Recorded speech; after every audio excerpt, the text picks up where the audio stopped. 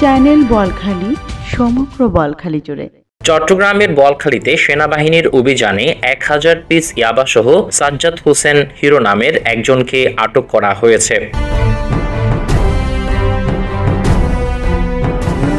রবিবার বিকাল 3টার দিকে উপজেলার পূর্ব কালুরঘাট এলাকা হতে তাকে আটক করা হয়। সেনাবাহিনীর দায়িত্বরত ক্যাম্প কমান্ডার মেজর মোহাম্মদ রাসেলের নেতৃত্বে একটি বিশেষ অভিযান পরিচালনা করে 1000 পিস ইয়াবা, একটি মোটরসাইকেল ও একটি মোবাইল সহ হিরোকে আটক করা হয়। আটককৃত সাজ্জাদ হোসেন হিরো পটিয়া উপজেলার খলিল রহমানের ছেলে। জব্দকৃত মালামাল সহ আসামিকে পরবর্তী আইনি প্রক্রিয়ার জন্য বোয়ালখালী থানা পুলিশের নিকট হস্তান্তর করা হবে বলে জানান সেনা কর্মকর্তা।